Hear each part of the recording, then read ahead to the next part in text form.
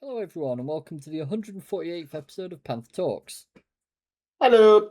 We're back for yet another episode and we are this time covering the vast majority of gaming news that we missed or that has come out since the other episode that we've just recorded, which was 2 days ago. Yeah, Roy's being a bitch. Rory's got a weird set of circumstances. To feed two cats is going to take him 6 hours, so he can't record on Sunday. It is exactly going to take me 6 hours. Dude, they must be the size of Cartman in the third episode of South Park. Exactly. Now you're understanding. Yeah, because, fuck you and the horse you rode it on. Anyways. Oh, I'm a horse. If I had a horse, I'd be rich. Because nowadays fair. only rich people have horses. That is fair. So, literally the day after we recorded this week, the Steam Machine's prices were announced, which is ironic considering how we did pretty much like half an episode last week. Well, 2 days ago. Was only going to release on Sunday next week about how there may be announcements soon. It's just our luck. It really is. It really is. Unfortunately, the Steam frame wasn't announced alongside it. Sad times. I know. I am beyond gutted because I'll be honest, that is the big thing that I'm wanting to look forward and looking forward to. We also do have some news regarding EA and some stuff that they're pulling off at the moment. We had some weird news about a video game film that's coming out, and the only reason I'm covering it is because I feel like it's the most bizarre gaming film that could possibly be chosen. I might have saw this. This will be an interesting conversation, though. I only saw a screenshot of it. Didn't look into it because I didn't care. I don't care about it. Then we've got Obsidian being sued in a class action lawsuit. Love it. Yeah, gotta love it. CD Projekt Red joint Are CEO. you changing tabs right now? No. That's okay. And then we got CD Projekt Red's joint CEO, who's basically said it's completely fair that they've lost support after the launch of Cyberpunk, and they hope to basically earn back the reputation that they had, as well as the trust of their consumers. More than fair, in my honest opinion. They got back some trust when they actually fixed it. Oh yeah, they got back some, but there's definitely still a lot of people who are quite cautious. I would still be a little worried about their next release. Oh yeah, and that's to be expected across the board though. And then the final article I've got for today is about how it's an opinion piece because we've not had one of them for a while. Oh no, that means Roy's going to go off on one. Well, it's a 50-50. Remember, there was the two good ones. I think it's like 98-2, to be honest, mate. Yeah, it really isn't good odds. But it's about how as AI costs rise, there is little evidence actually showing that it will be affordable and usable within the video games industry. Which I mean, it's not affordable for companies at the minute. No, exactly. So it'll be interesting to hear what they've got to say and see if they've cited sources properly. Anyways, let's move into the actual first topic. So the Steam Machine launches with an £879 price tag as Valve cites component costs, which is understandable. We did find out roughly, by the way, what sort of prices were going to be beforehand. So they basically couldn't come out and say what the prices would be. However, what they did say is look at what the Steam Deck went up by. That'll give you a rough estimate. Now, considering the Steam Deck went up by, I'd say, about £150. Yeah, it was a bit steep. Yeah, take that off that, 725 roughly. That's roughly how much you're talking it would have been before the increase. Which I mean, if it was that price, that would have been insanely good. Exactly. That would have been something that could have fought pretty well against the consoles. I mean, hey, if it's gonna perform as well as they're saying, it's still worth that price. It just would have been nice for it to be cheaper. Yeah. But it is still like a hefty sum, in fairness. Yeah. Now, I also watched a bit of a video beforehand. This was regarding the Steam Machine and the specs and how it ran. Now, Unfortunately, not everything ran perfectly. By that, what I actually mean, and I will just be straight up and honest here, it doesn't run as well as we'd have anticipated, which is unfortunate. However, Valve have said, because they do have time between now and then, now and full release, this was just a testing model given to some YouTubers, etc. Apparently, they are still running optimization and work on this, so things could be a lot better by the time that the full release is kicked out. It's hard to say at the moment, but they are saying a lot of things they are working on still as like last minute patches. So, for example, in regards to this, Cyberpunk 2077 running, I think it was Ultra on the Steam machine, was getting like 47 And FPS. that's still insane. Yeah, I thought the same. Considering Cyberpunk is like the new go-to, Yeah, or the nowadays go-to, because it's not new anymore. exactly. However, It's very ambitious what they're going for, though, in terms of what it can do. Like 4K, 60 FPS is wild. yeah, and Who's even able to display 4K? You know, especially like when it comes to TV, let alone PC. oh, many TVs to be honest As with you. we also like you think about the size of them then when they're 4K. Oh yeah, that's gonna be daft, but I don't know. Like if it's a monitor, it's different because you know you're not going to get a 70-inch 4K monitor. no, true. But TVs, if you're getting a 4K TV, typically they're fucking huge. Like I would say minimum 50 odd inches Oh yeah. is most likely. So like that's gonna be a lot of work for it to output. Oh, you're on about from like a computer perspective, from graphics card sort of view. No, for the Steam machine. Yeah, yeah, that's I basically just what I think was it's saying. it's I think it's very over ambitious going for 4K. No, I get that.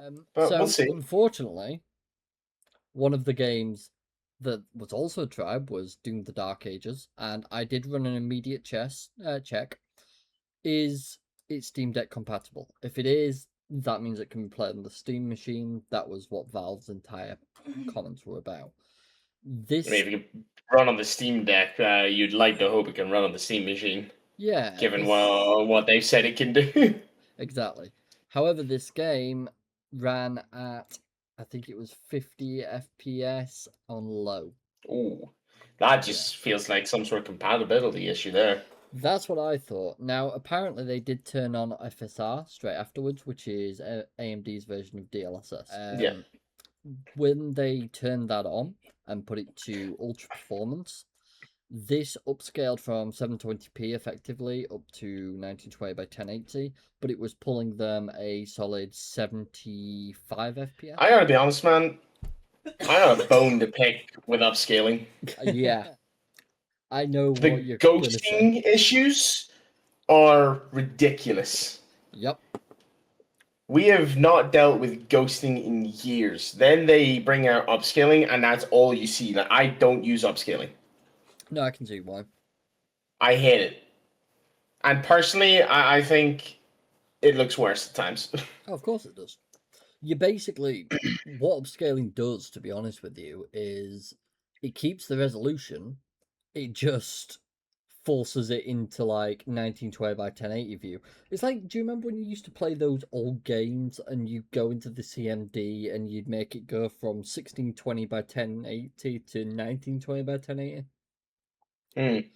It's basically that. You're just forcing it into another resolution. Mm. That's the effective way I can explain it. It's not great what it can cause, and you've witnessed it firsthand.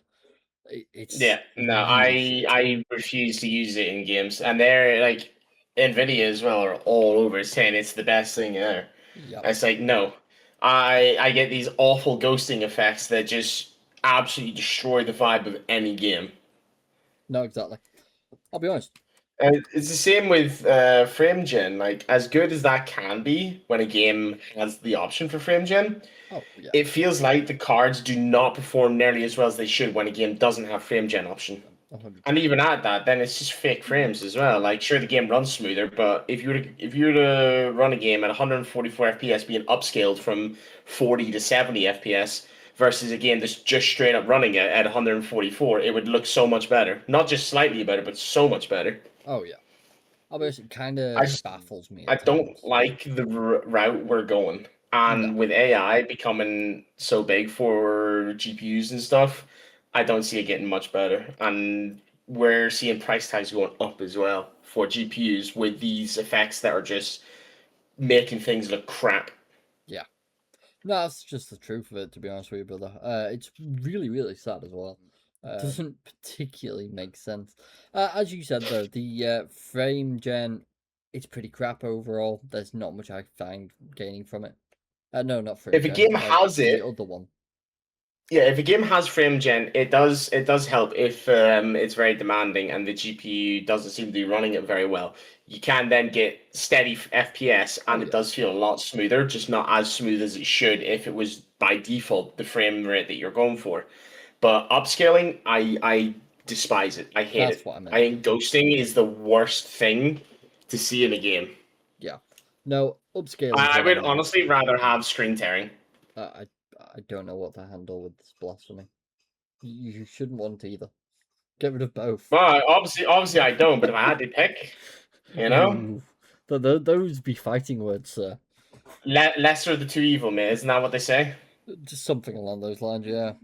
Yeah, upscaling, I'm not a fan of. Frame gen, when it works well. Yeah, When it but there's so doesn't, few games that have access to frame gen. You know? yeah, and that's the sad part, to be honest. Because I do think that's something that could be utilized more and actually benefit people properly.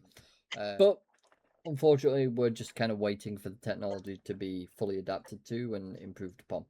It's a big waiting game whenever any new tech comes out or new software, and it's just a lot of waiting until things are fully implemented. Sad, but it is the truth of it. So, the Steam Deck prices. I'll actually show the full prices here. Steam Machine, sorry. I keep calling it the Steam Deck, I don't know why. So, Steam Machine's base price is £879 for 512 gig, which is quite expensive for such small storage. I Yeah. do need to state here straight away, the Steam Machine is open. You can open it up. You can upgrade the storage and you can upgrade the RAM. These can be upgraded by you at any time, which is nice. However, I'd still like more storage straight off the bat. Thankfully, I'm the type of person that has a ton of storage just dotting around. So I've not got much of a worry in that regard. However, not everyone will. Yeah. £938 with the controller. I think it works out at like just over £60, something like that. 59. £59. Perfect. It's probably 59.99, and they just round up Yeah. or So maybe they don't round it up. you are saving some money by getting it with a controller, which is nice. It's not £938 nice, but you know. 2 terabyte controller console is £1,150. With the controller, it's £1,208. Which, Expensive boy. yeah, at that point, I will be straight up.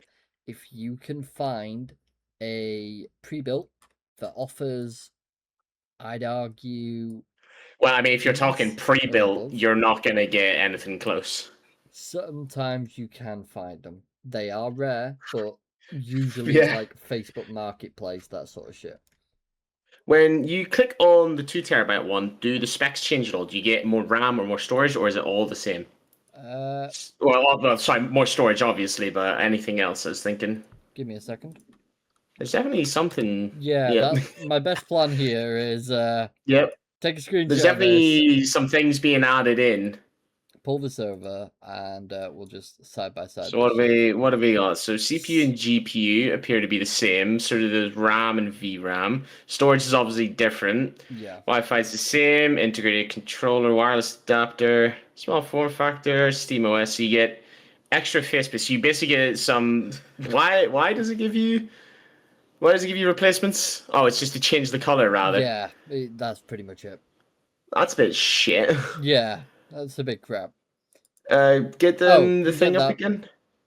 Yeah. Yeah, there it is. what's the bundle on the 2 terabyte with controller? Is it just to show that it gets Yeah. Steam? Yeah, it's just showing it gets a Steam controller. Yeah, that's all that is. Wow. So that's a bit I'm surprised confusing. there's nothing else different, to be honest. Same. However, in some interesting news regarding this topic, so you remember I told you about iFixit and how they did the controller guides for the new Steam controller and how they've released something already for the Steam Frames controller. Sure. So if I go to Steam here and we were wanting to look at devices, so you've got the controller, you've got the LCD, you've got the Steam frame, the Steam machine, and these are the first. So I can actually pull these up here. Steam frame, you've got all the details already listed, some photos, simple image to explain how everything looks. But we don't have access to that one.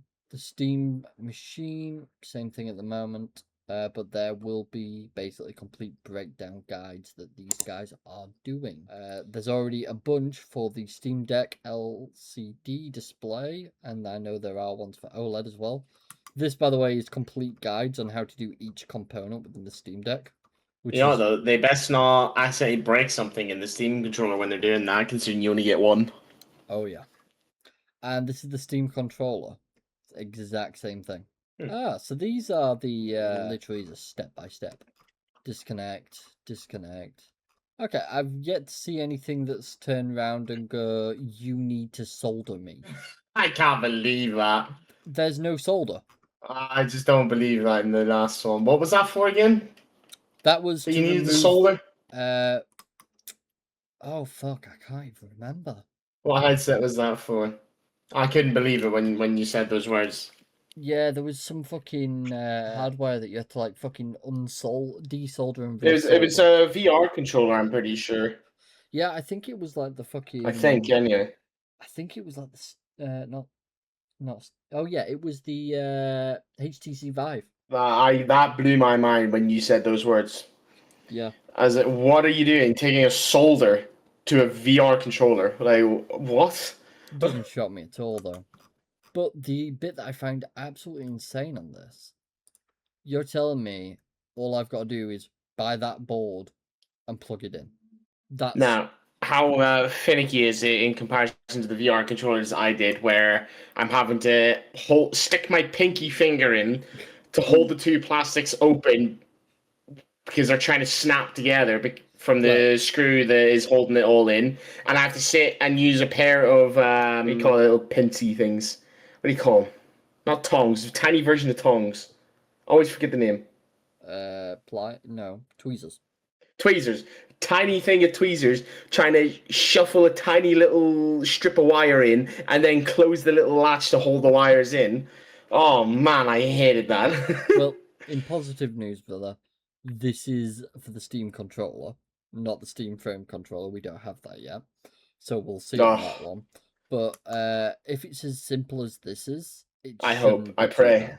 Because Please. genuinely, to just unplug some wires and plug them back into a new board and push them into the same place to get both your joysticks working simultaneously, that's fantastic.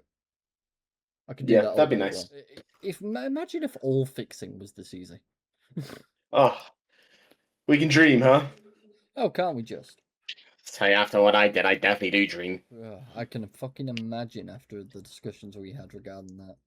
And Jesus the screws need to be better as well, because the amount of screws that just flipping died on me. I can't remember what you call that term either. Whenever you're trying to screw it and it just grinds it off. Yeah. Yeah, you round the screw.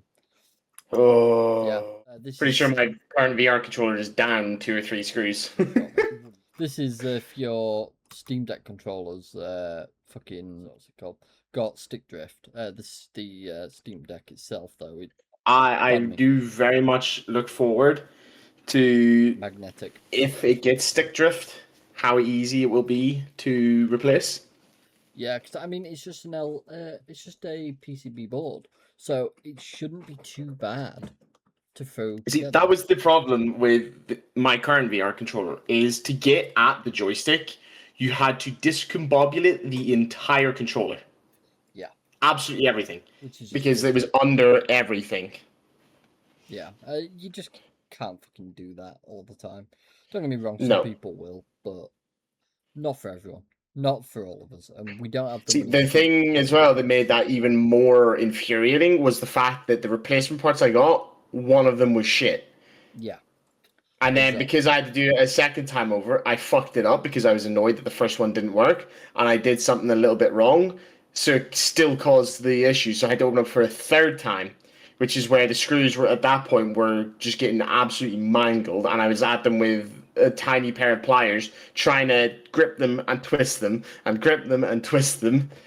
Well, Oh, these ones are using not basic screwdriver heads. They're using T6 security screws. I don't know if you've ever seen these. I think I have Uh, T6 yeah, thing. Yeah, I have a T6 head. That's the little star one. it is. So Yeah. those ones, they're a lot harder to round off, and you get a good grip from the get-go, which is What's good. this with the little dot in the middle?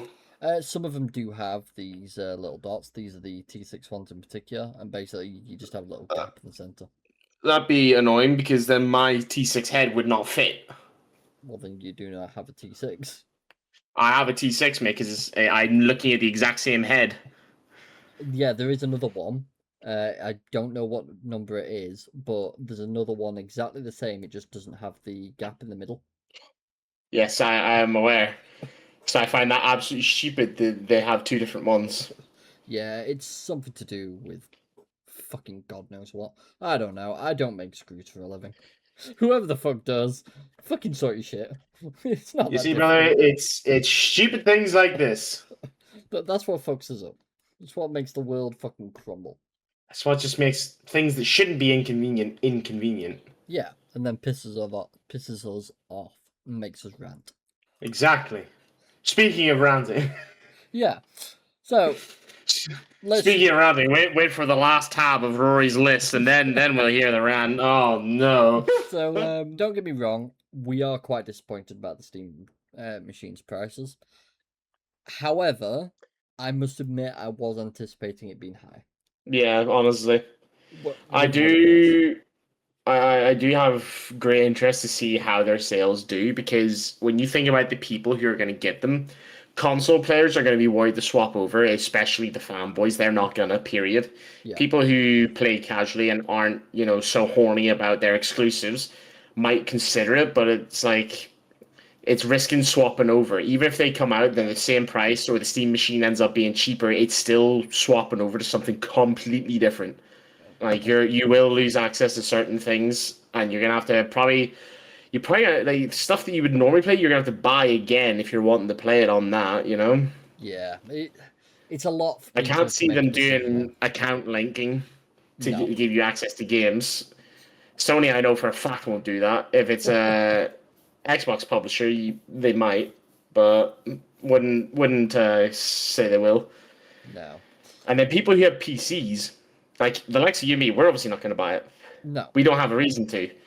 And anyone who has a PC that can run games fine aren't going to buy it. You're on PC for a reason.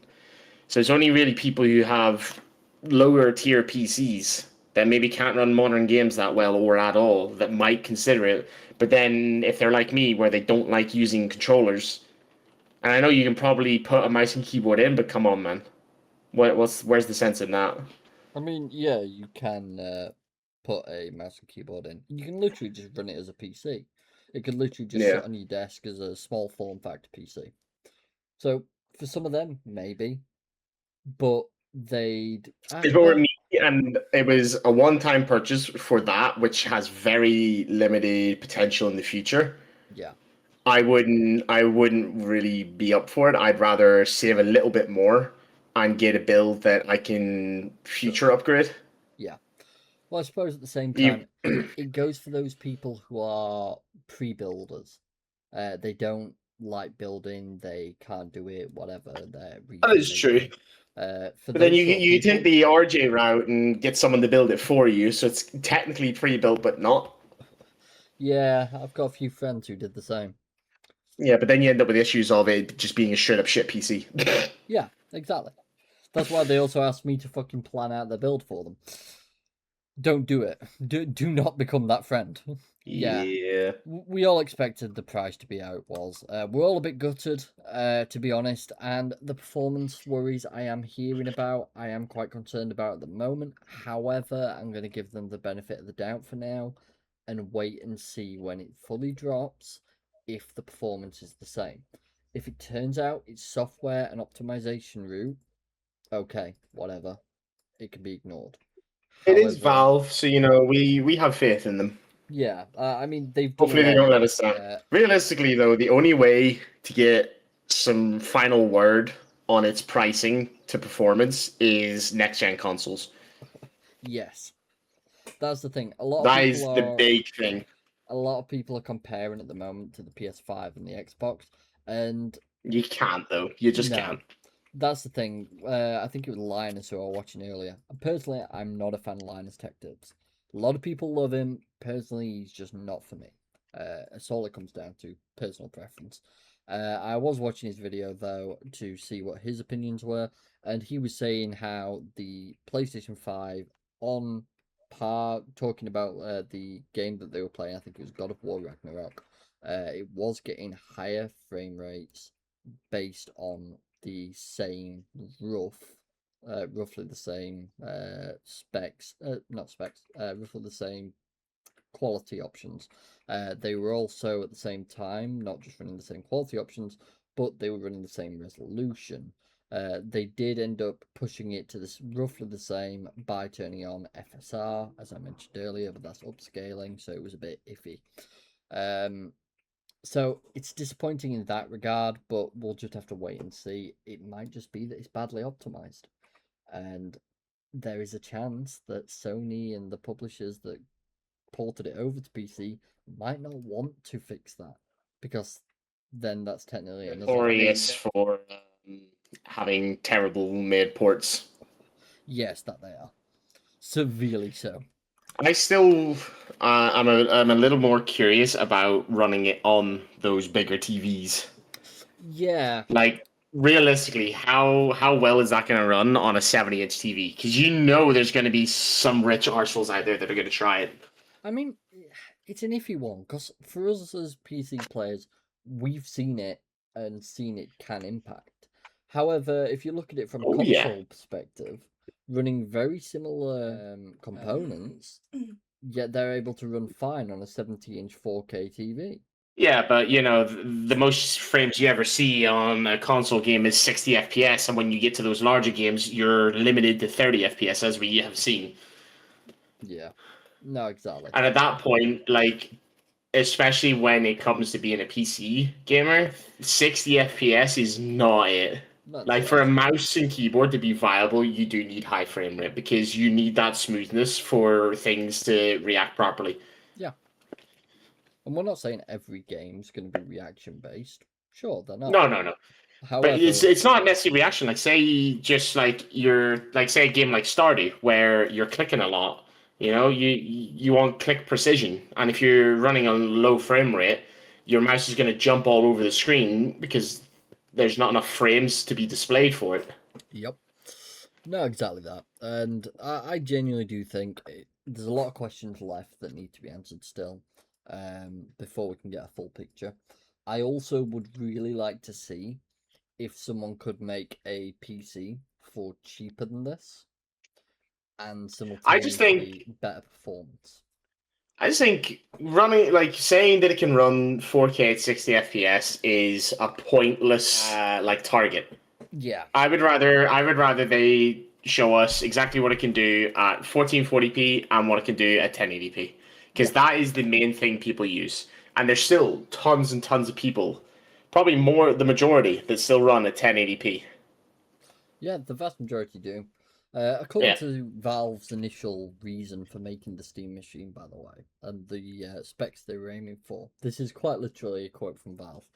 They were aiming to beat roughly what equates to 70% of current PC gamers on Steam specs. Yeah. So the specs listed for the Steam machine and the performance it is supposed to run at is supposed to be higher than roughly 70% of their entire market. Now that's provided they get it working. Exactly. But again, trying to run Cyberpunk on Ultra, calm down, guys. Yeah, yeah. That was a very interesting fucking test, I must admit. I mean, it's the go-to test, but Oh yeah. it realistically, it's not a good representation of what it can actually do. No, not at all. So, we'll move on. The grim industry summer continues as EA lays off staff ahead of $55 billion sale to Saudi Arabia, likely to soothe the sting of its $20 billion debt. Jesus Yikes! Christ. I still remember us originally talking about this debt. I don't get how It they just can made fucking no afford it. sense. Oh yeah, they just wanted to become a private company again. That's effectively what it came back to. So it's looking like another grim summer for the video game industry. Microsoft is eyeing up several studios to shutter, as we knew about. And the CEO of Epic Games says there's a tidal wave sweeping over the AAA business, which I'm sure is fine. The next step is in this macabre march comes from EA, which will reportedly be laying off an unknown number of staff ahead of its $55 billion sale to the Saudi Arabia's Come public investment fund, which is on now, set. right? We talked about this at the beginning. Oh, English. yeah, I know. English, motherfucker. Do you speak it? No, I speak exhaustion from heat. Ahead of its Wah, 55, wah. I know. Ahead of its $55 billion sale to Saudi Arabia's public investment fund, which is set to have a whopping 93.4% stake when all is said and done. This comes from Kotaku, which claims it's spoken to sources inside the publisher and shared an email sent to EA's customer support team. EA claims it's axing these roles to adapt how we work to better meet fans' changing needs. As part of its evolution, we are making or proposing to make some changes to some roles, creating new roles and moving certain work to different teams, locations, or service partners, which is likely a bunch of business waffle. I like that term. It needs to be used more. That's good. Layoffs after large acquisitions like this aren't uncommon at all. Take Microsoft, which laid off 1,900 people after purchasing Activision Blizzard for $68.7 billion. As a matter of fact, the Saudi Arabia Investment Fund was also reported to be tightening its purse strings late last year. I do recall us mentioning that briefly. The note here is that the trimmings happening before the acquisition rather than afterwards. This most likely due to the eye-watering $20 billion loan debt EA has taken on to close the deal. But hey, the shareholders were in favour, and we wouldn't want to upset the shareholders, would we? I like this article writer. It's very unusual that I like an article writer, but I like this one. The incoming layoffs at EA include members across recruitment, customer support, trust and safety, and IT teams. I'm just gonna sit in that comment for a moment because Rory no longer likes this article. well, no, I like the writer. However, I do not like how much us in the IT field are being fucking dismissed at the moment. It really upsets me. Kotaku reports and will be a continuation of last year's rash of layoffs, which included laying off BioWare veterans and basically closing the door on Dragon Age for good in January, laying off hundreds of employees in April, cancelling 2 projects, and cancelling the Black Panther game in May, closing the studio making it. On the bright side, EA CEO took 260 times the median salary of the company. I'm sure this is healthy and normal. We've been saying this the whole time. Like, we see so many layoffs, and then we look at like the profits of the company, and there's no reason for the layoff. And then we go, let's see, why did they do all these layoffs? And we take a look at the bonus that the CEO got. The Yeah, guy who sits on his arse has no idea what's happening and decides, yep, let's do this. pretty much, brother. Saudi Arabia's incoming deal with the company has many concerned that it's part of the investment fund's ongoing efforts to sports wash the country's history of human rights violations. EA reassures its staff that its values will remain unchanged, despite the country's poor treatment of women and sexual minorities, as well as documented crackdowns on police dissent.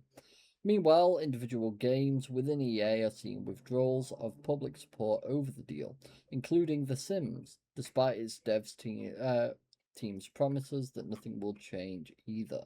Harvey Randall, good article. I liked it. I'm pissed off with EA, but I did like the article. EA again. AI is Uh-oh. delivering faster prototyping and a real rise in creativity in its studios. The reason I had to, I had no choice other than putting this article in place, is because of the previous one where we just spoke about the fucking layoffs. Yeah. So, you're getting rid of customer service, IT, Oh, that's a great idea. yeah, customer service, IT, and trust and safety. You're on about the three main parts of the industry now that people are trying to replace with AI constantly. Oh, I wonder why AI could possibly be mentioned right now. Comes down to saving money. That's all it comes down to. Not a real rise in creativity. It's never been anything to do with it. It's all money saving. And the problem with it is it's less based around those values and more how much money can I, the CEO, take because I want money. No, though, like they're not even saving money because they're having to find a huge fuck off piece of land that they got to take over and build a huge data center on. Oh, they won't build a data center or anything like that. They'll just rent it out from someone else, Oh god. which costs them a fortune. That's why there's so many different AI models. Actually, that has a question that I've had for a little while, which is how many AI models are there now? 3,500. Well over 3,500. AI language model. Great. Fucking Christ. Yeah, that's a problem, huh? Yeah, and the vast majority of these can just be rented out. But the thing is, you pay per question. Fuck me. Uh, so I think I can check it if I go to Anthropic. Let me just see this. So basically, you pay regarding Jesus Christ. This is taking a little bit. There we go. So these are the different models available in Anthropic. Now, if I wanted to, I just saw it there. Here we are, pricing. If I wanted to use Anthropic and I wanted to price up the cost for different prompts, if I was to go just into the website like this, then I could get a subscription, or I could just use the basic version with little bits that'll work, but not everything. However, if I wanted it linked into a program, or I wanted to combine it so that it was doing something I wanted it to do, I would be charged. I think you basically pay like £15 for 200,000 entries, which is basically 200,000 interactions with the AI. After it bypasses the 200,000 range, you're going to pay another £15. Now, AI can quickly eat through those, especially if you're a Oh large yeah. scale company. So, if I was to go on average, how many interactions program? Let's say just prime example. It's a bit of a weird one, but on average, a user has roughly 3 to 11 interactions or message exchanges per conversation with an AI. That's just message exchanges. Then you've got the program side of things, if it was an actual application.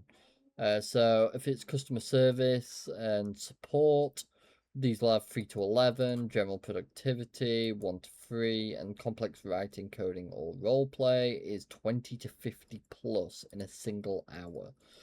Now, once again, these are individual writings.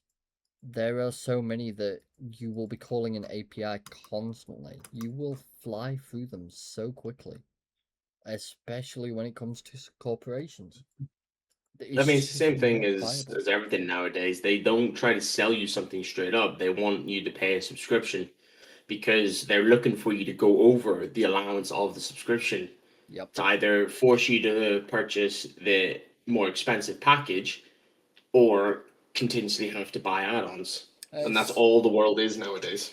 yeah. Like soon we'll be renting food. Well, I mean, you can already lease yourself a PlayStation 5 today.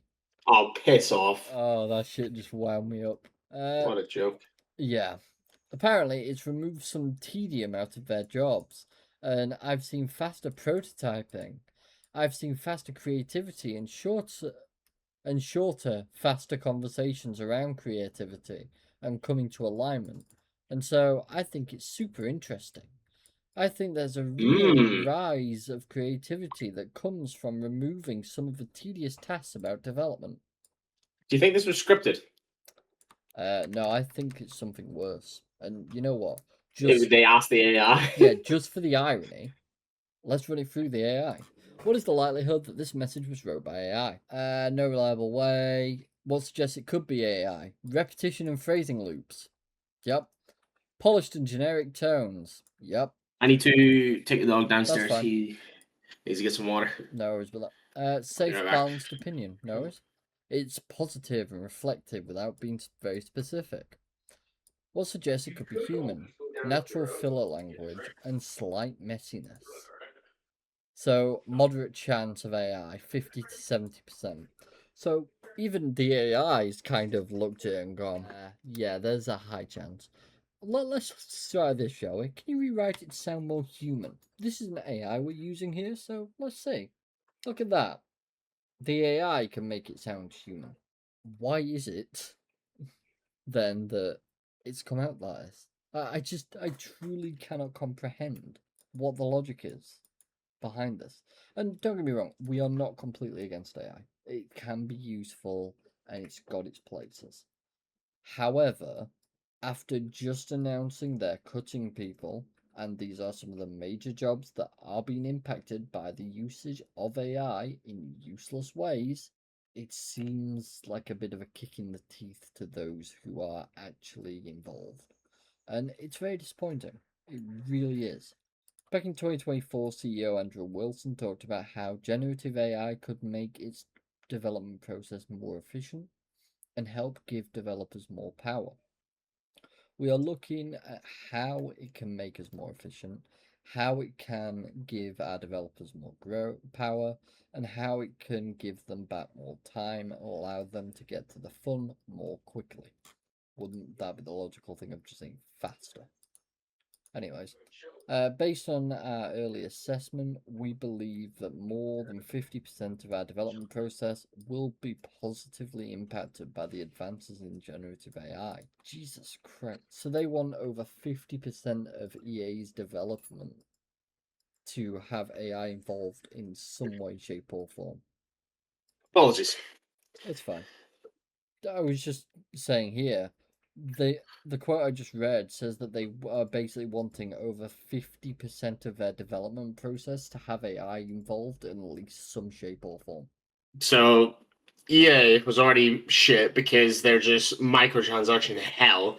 It's like the mobile of PC. Yeah. And now they're going to get worse because they're going to try and replace at least half of what they do with AI.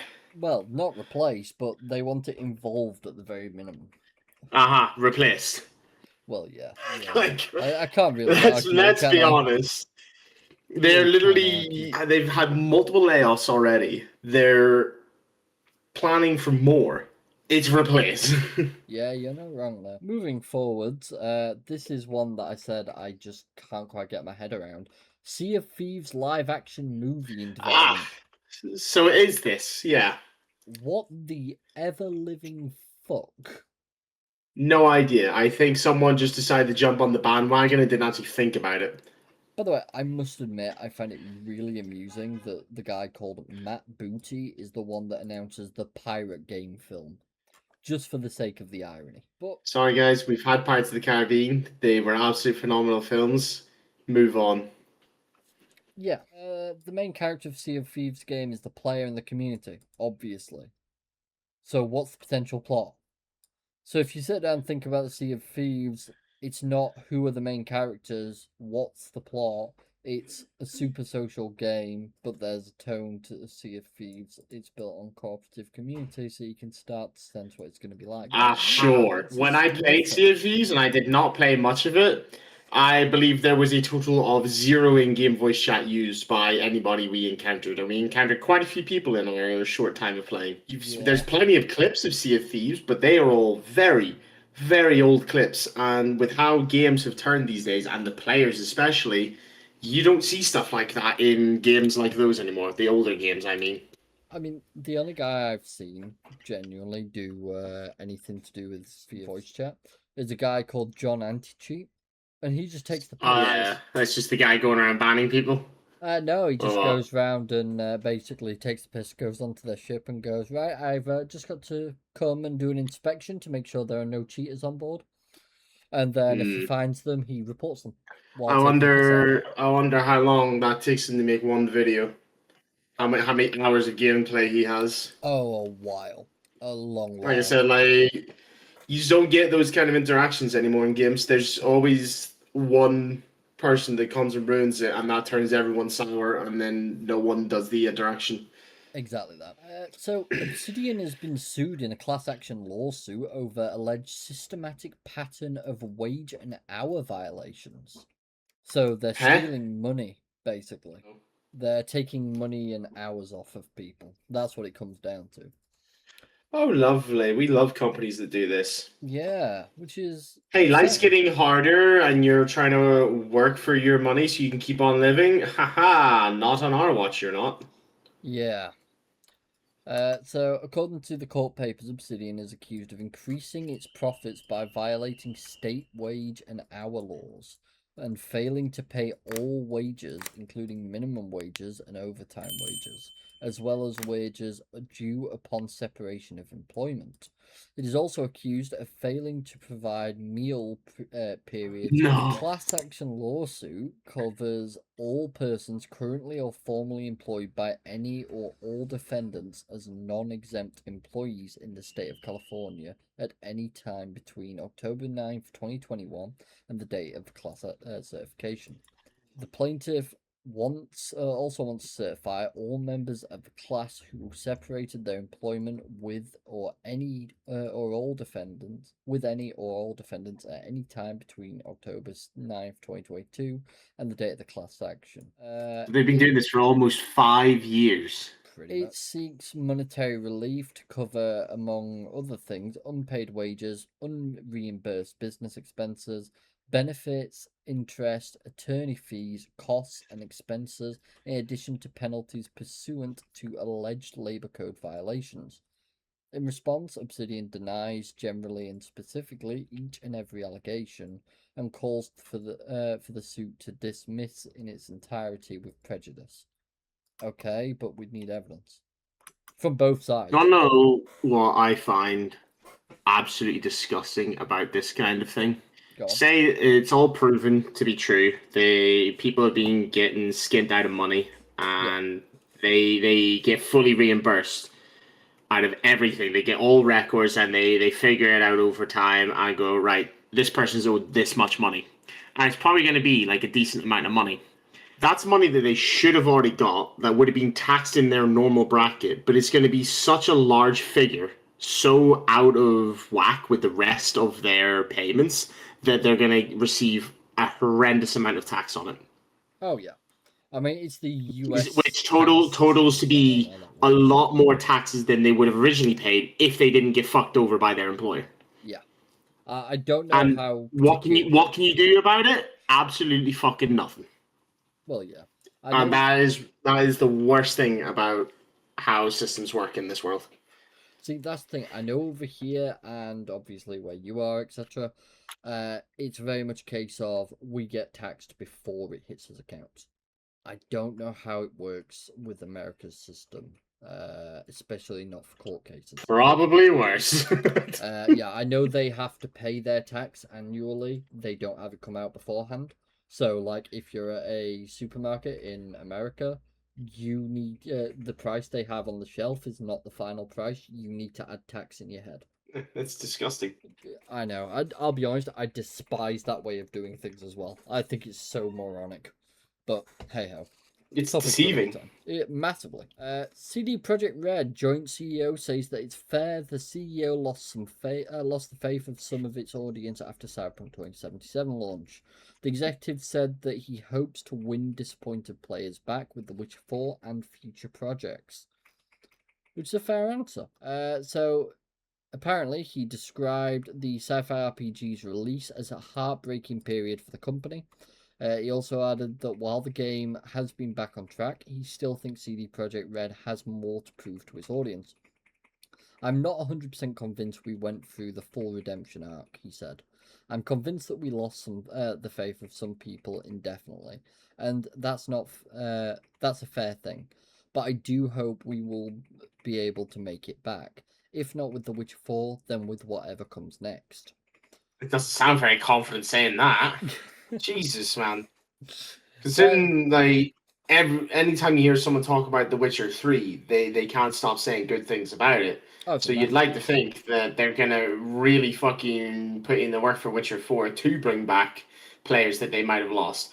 But when he said that, it's like, yeah, I'm expecting Witcher 4 to be a pile of shit, and then whatever comes after that, we're gonna be good. It's like, confidence levels dropping. One upside of the tough period that CD Projekt Red went through in fixing the myriad of problems with Cyberpunk 2077 is that the studio is now stronger, at least according to him. We were left with seasoned, battle-hardened veterans. That's one way to describe them. I mean, think about the things they would have had to read about the game they created. Oh yeah, that's fair. Ouch is all you can say to that, man. Yeah, leaders who were able to carry a different kind of challenge on their shoulders. He also discussed CD Projekt Red's shift from using proprietary tech Red Engine to using Unreal Engine 5 for the upcoming The Witcher 4. I don't know if you knew about that, but that is something that's happening. The executive said that the onboarding for the former was 6 to 9 months, admits it was something that he admits was crazy. Epic allowed us to go into the black box of Unreal Engine. I think we're the only company right now that actually does that outside of Epic themselves and fiddle with it. And so we would be actually co-building one of the biggest techs out there. The rationale That was actually makes me a little worried. that they are moving to Unreal. Yeah, because Witcher 3 was on their engine, Yeah. and so is Cyberpunk, and they did fix Cyberpunk up quite well, personally speaking. So to then swap over, like, I don't know, obviously, how similar things might be or how different things might be, but Yeah, it it's could go quite a either way. risk to take. It is a massive risk. However, it could also pay off. There is also, from what I understand, on the Cyberpunk side for the sequel, as that has been announced already, that should be still running the Red Engine. So, some good news in that side of things, I suppose, but it's still a bit iffy at the moment.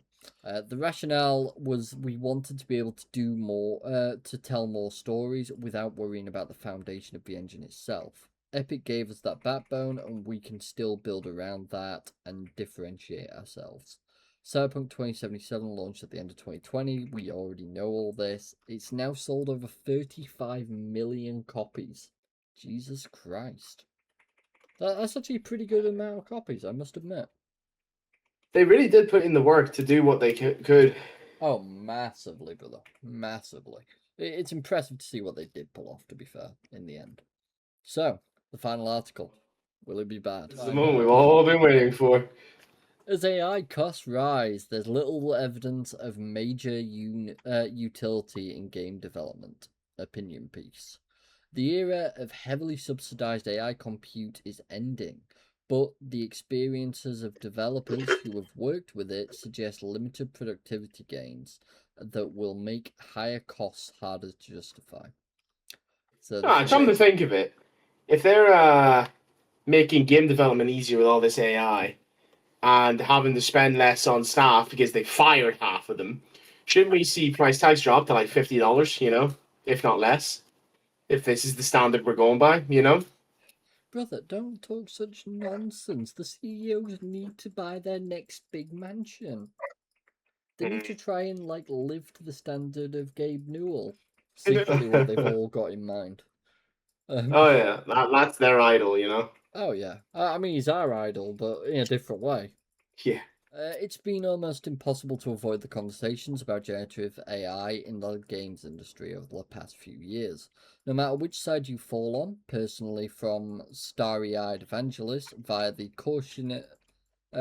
cautiously interested and the ethically concerned, all the way to the hard-bitten harbingers of dystopia, the discussion itself has never been off the agenda. May I just add, I'm already a bit iffy on this guy because he's using big words for the sake of it. You know me, that's a big no-no straight off the bat. Much of the discussion, however, has involved more heat than light, for the simple reason that nobody really knew to what extent AI would actually be useful in game development. Lots of people made sweeping predictions in line with their own opinions about the technology for the most part, but there's not been much in the way of actual hard data arising from genuine experiences of trying to incorporate AI tools into creative workflows. I do agree with this. He is right. Many people, including ourselves, had sort of a bit of an immediate reaction when AI was first announced of that's dangerous. And it was all opinion based. We have been waiting for a long time for some actual figures to come out and some proper information to be able to make a fully informed opinion. So now that there are starting to be them, we're seeing it in some ways it's going against what we've said, but in other ways it's proving our points. So it's that mix that we're currently looking at. So I do get where he's I coming mean, from at that point. I would say a lot of people have a very negative opinion on it, though, considering they would have lost their jobs because of AI. Yeah, I almost joined that bunch. Well, about 75% of your colleagues did. Yeah. Some of the most basic facts about AI's potential and the role in the industry, in fact, have been incredibly vague. In what areas and by how much might it boost productivity? What tasks can and can't it do? How much additional work is required to supervise and verify its outputs? Even more fundamental, how much does it fucking cost? Yeah. Because that's been the fucking biggie for this entire And you know time. what? That's not just money. How much does it cost? Look at what it's doing to places. Have you seen the videos of the noise those things generate from people, Oh like yeah, people who have houses near them? I think it's it's sitting at mental. like a constant, it's like 60 or 80 decibel noise that you can permanently hear. It's turning the water that comes out of people's taps to just black ooze. It is horrendous. Yeah, it's bad. That's the thing. You got three different costs. You got the monetary cost, you got the cost of time, and then you got the cost of the And the environment. environmental costs. Yeah, the And that's three the separate biggest one. costs. If we wanted to speed up global warming, oh boy, we're doing it. Yeah, I mean, just look at the impacts it's having on Britain. Jesus Christ! In the What past, are the impacts it's having on Britain? the temperature, Oh, the temperature, brother, it's melting us alive. Soon Scotland's mountains will no longer be covered in snow; they'll be water. you're not a witch, Roy. You don't melt. I fucking will by the end of it. In the past couple of months, it feels like some answers have started to emerge, not just for the games industry, but for every sector that has dipped its toes in the waters. Companies have been working with various types of AI tools for a while now. Some have integrated it more deeply into their workflows than others, but almost every company in a tech related sector has at least dabbled. Consequently, the body of actual experience and data around what AI can accomplish is growing rapidly. And with it has come some much needed injection of reality into the debate. Good. Yeah, honestly, so far I've not got much to really argue with on this guy.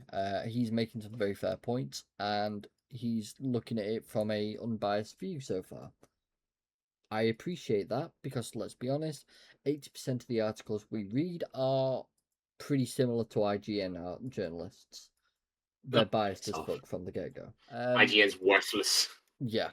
The growing consensus seems to be that productivity gains from using AI tools are real enough, but they're inconsistent, highly task specific, I need to mute. that's fine, and extremely reliant on careful, skilled human supervision. That's an undercurrent of cautious optimism about the productivity boosting potential for certain tools in certain areas, but little sign that the dream of massive wins at little to no cost might materialize. That's a massive problem. Apologies.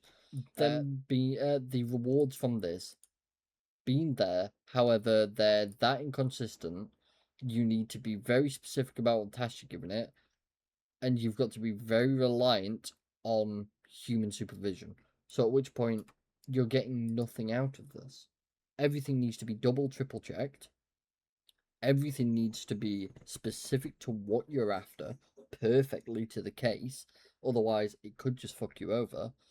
And even if you've got all that, there's a high chance that the AI will just spit out something random and goes, yes, when you asked me for a pasta bake recipe, you actually wanted a pizza. That's not quite what I asked for. However, to the AI, that's exactly what you wanted.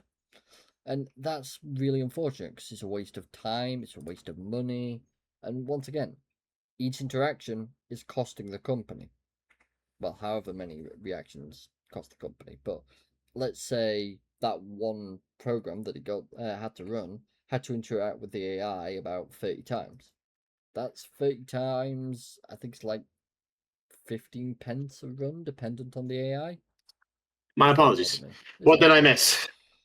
Basically, just what this guy said here, which is the AIs are inconsistent, highly task specific, and extremely reliant on careful, skilled human supervision. There are productivity gains, however, they're reliant on these factors. It's no point. It's ridiculous. Cost, in fact, is a second factor that's changing the conversation materially.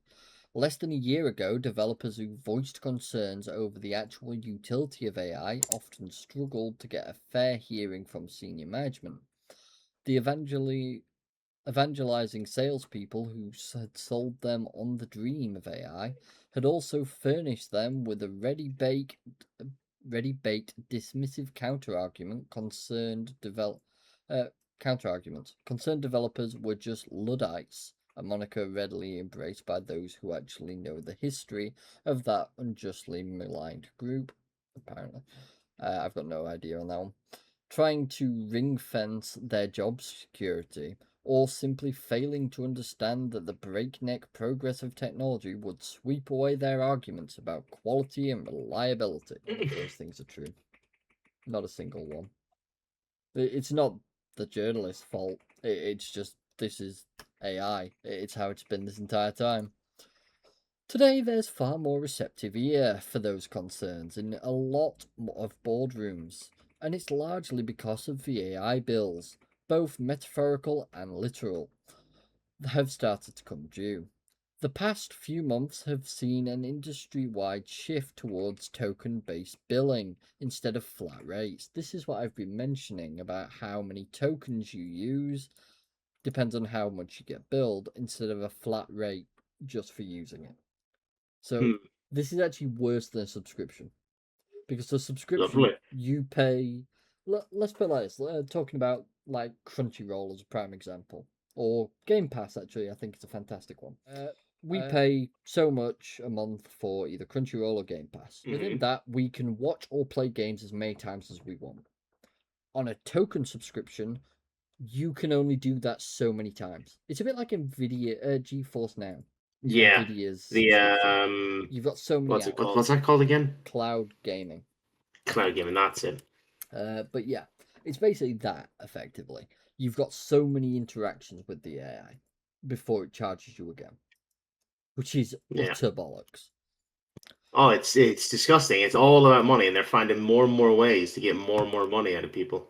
Oh, massively, brother. Accompanied by a move away from the subsidized introductory rates many corporate clients have been enjoying. That's the other part. A lot of people were given introductory rates, which, when they first got introduced to it, they got discounts. And them discounts are starting to go away. And now they're all very frightened. Microsoft Copilot services were one of the first major dominoes to fall, but the trend is more or less universal. The actual costs of AI are increasingly being passed through to customers rather than being soaked up by tens of billions of dollars of private funding. And executives who last year wanted AI integrated into every facet of company's business are belatedly starting to wonder about the long-term costs involved. What a shocker. You are idiots. Should have listened to people. Funny how that works. Those changes, of course, hit hardest for all of those use cases that burn huge numbers of tokens. Use cases like generating complex assets or working with extremely large code bases. Scenarios which are rapidly becoming far more expensive as realistic. Unsubsidized pricing takes hold as those bills mount up. AI needs to have a business case that's based on more than hype, vibes, and all-consuming fear of missing out. High costs need to be matched by real, measurable productivity gains and cost savings on the other side of the equation. This guy, while he may use some big words and I'm not too fond, he's nailing every point perfectly. And he's spot on with what he's saying. There's way too much risk to both businesses and consumers. We're all being charged extremely based on it. We're not seeing any return for this other than small things, at which point, what's the point in having the AI and paying for it? It's too little for what they're wanting. It's just more greed and more greed and more greed. Oh, brother, that's all the industries are. Every single one of them. This has taken some of the puff out of the irrational exuberance, interesting words, that characterized AI discussions at management level in many companies. As the data start to roll in from actual use cases, it can charitably be described as a mixed bag. As is often the case with divisive new technologies, it does at least seem that AI is not as bad or as useless as its loudest detractors claim. There's genuinely useful stuff in amongst the froth of countless startups trying to turn every application into a chatbot. And it does seem that a lot of developers have quietly integrated certain AI features into their workflows. Many good programmers, for example, eliminate a lot of repetitive donkey work with completion tools in their IDEs. While automated code reviews do a reasonable job at catching some bugs, both solid, albeit incremental, productivity improvements. Exactly. There are benefits to this. There are benefits to AI. However, you need to make sure that you are actually getting something back. With these major companies, we're just seeing them spend so much money and they're getting very little in return. And it's just not worth the cost. Because they all think it's going to be the next biggest and greatest thing, and they Oh, want it and they want to have it, and then it turns out, oh shit, now we're down millions and millions. exactly And that. what have we got for it? Naffle. Naffle. No, thank you. Similarly. That's a joke. Couldn't have planned that if we tried. Similarly, Ah, some artists find that image editor tools based on deep learning models do a solid job of speeding up tedious parts of their workflows. AI tools also do a reasonable job of some of the managerial slog like transcribing and summarized team meetings. These things are not nothing. They're solid little gains that free up staff to spend more time applying their skills to more interesting and complex tasks. I'm going to just absolutely blow people's minds here. You want to do something about transcribing and summarizing team meetings? I will give you the biggest amount of advice I can ever give. As someone who's running that meeting, take all the resources you have put into setting up a meeting for the last 6 hours and put it in a fucking email. Genuinely, it will save more time than anything else. they gotta seem like they're doing something productive, Rory, as the manager or CEO or whatever the fuck they are. They are. They're sending me a fucking email. To which I'll press delete. Those games, sorry, that just relates way too much to my personal life. Oh dear. Those gains, however, are a long way from the dream that executives were sold. Those developers who have tried to use more complex AI in their workflows, often being pushed to do so by senior echelons of their company, genuinely seem far less infused by the experience.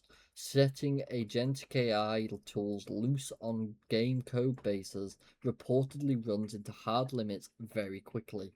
The code bases are too big, too complex, and too specialized, and any code produced by the agents needs to be extremely carefully vetted by senior developers. A dull and time consuming task. So, what's the fucking point? And unfortunately, Yeah. that's what it comes down to. I can keep Yeah. reading this, however, it will I be find the it same. funny though.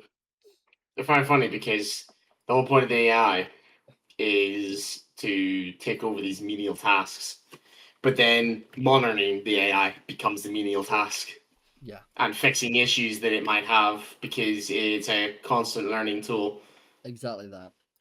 And it's It's just unfortunate. funny. Like, this is the thing. There is a use for AI. We have said that for a long time now, and we've been But we're arguing that never point going to for a see while. it applied to anything No, that and makes sense. that's the problem. We've They're going to keep using it to pump out garbage at a faster rate, and we're going to be expected to buy it and get told, oh, why are we complaining when so many good games are getting released? Good games, I say, in quotation marks, of course. yeah. Do you know it says something that this year has probably been one of the better years in gaming we've had for a while. Yep, so that means next year we're fucked.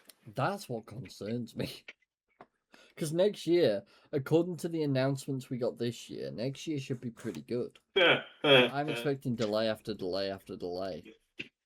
I hope the downfall starts with GTA 6. That's been an ongoing thing with us this entire time, hasn't it? I'm Since sure we Roy's watched sick the of hearing trailer. me say the same thing. Ever since we watched that fucking trailer, brother, we've had a pretty similar fucking opinion on that matter. I'm saying it here now. GTA 6 will be renamed to GTA Flop.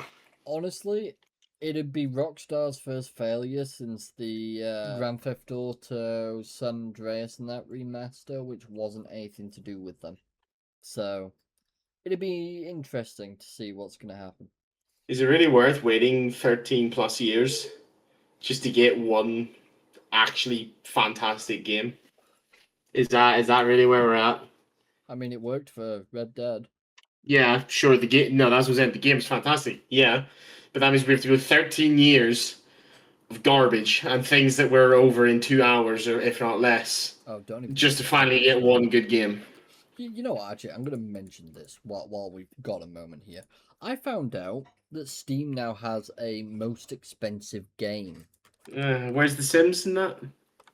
I guess they don't count the DLC, do they? Congratulations on your purchase.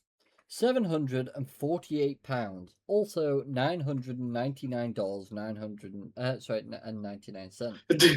I fucked up numbers. This is a 10-minute game. I don't think it's a game. It looks like you just walk around a room. And I sign think your the signature. trailer is the game. Yeah, pretty much. So the most expensive game on Steam: a palace, a red carpet, paparazzi, and a wall where you leave your name, visible to every owner who comes after you. 10 minutes. The price is not a mistake; it's the point. I'm sorry, is that one achievement? It is. I gotta buy this game. You are now one of us. You know what? I gotta buy this game. How many people have it? How many people have that achievement? I can't. Oh wait, yeah, actually, I should be able to figure that out. I can't click it. Oh, you can't view the achievements. No. Let's try this way. Is it the one, the only? It is. It is. Of course it is. Hey, look, Of course this it thing is. has fucking done us for What how else? long now? What else will we go to? Who else could we entrust with the answers to the information we need? One player, probably the guy who made it, because who's going to buy it? Even if I had millions, I would not buy this. No, that's definitely not. It doesn't make sense that he'd load it up multiple times. He doesn't know how to check sales, so he loads it up to go and see if there's any names on the wall. He's loaded it up 3 times, if that's the case. Oh dear. Why are 17 people following this? Why is it being wishlisted? Bots, guaranteed. Well, actually, thinking about it, think Uh-huh. about them bots that buy games. They don't check the prices, they just buy them and then review them. Does it have any reviews? Presumably not. No, unfortunately not. I think I'm I going think to fortunately not, Rory. I'm going to keep checking back on this. And Oh boy. if I find it, well, What? achievements. 9%. That doesn't give us a whole lot though. No, we're going to have to wait a little longer for more details about that.